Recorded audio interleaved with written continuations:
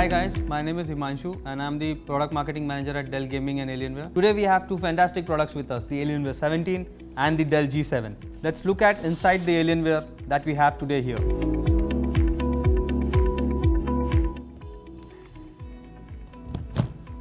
So Alienware 17 has about 1, 2, 3, 4, 5, 6 and 7 screws that we have, out of which 6 pulls out and 1 is a hinge screw.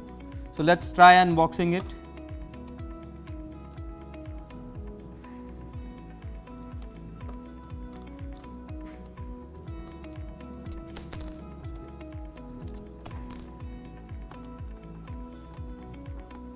So you would need a little bit of work here, wherein once you open the screws, you need to pull the back cover out, which is basically connected through locks that are there. This is just to give you the sturdity that the device needs. So if you see, this is quite tight and would need little bit of effort. So once you unscrew this, you can just pull this back cover out and you see that there's this vent. Now this vent is a part of the Alienware Cryotech 2 advanced thermal design that we have. The job of this vent is to allow air to pass in. Now once you remove this, you can practically see the product which is naked here.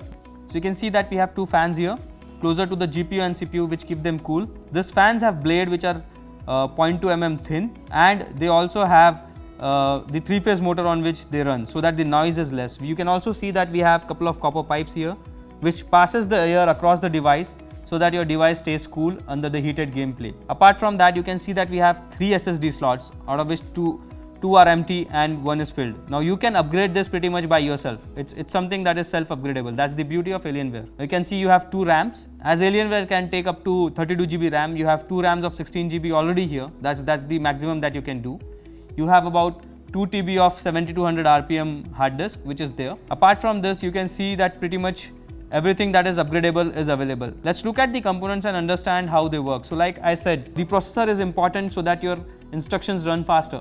Okay, so it's important that stay cool. You have the GPU, which is also important as it is what makes the image rendering or graphic rendering on your screen at the best quality. You have RAMs, which are more important because once you give instruction, the data will come and sit on the cache of the RAM. So you need a good RAM. Then there's SSD for faster fetching of data. If you see even at the Dota 2, it's almost 15 GB games. Any game which you play is going to be above it. You need more space. That's why you need a good hard disk. Apart from that, if you see, the Alienware has USB on the right hand side of the slot. So let's look at the other ports that we have. We have a LAN port here. We have a display port, a HDMI, Thunderbolt, Alienware graphics amplifier port. It's another device that we have, which is a good combination to have if you're trying to upgrade it and add more graphics capability to the device.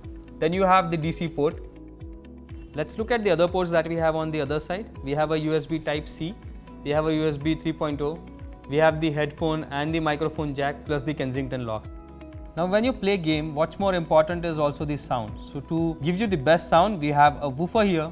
We have 2 speakers here, so that when you're playing the game, you have a very good intense sound also on your device. Now they say that the Alienware is built like a tank. Let's see what goes inside.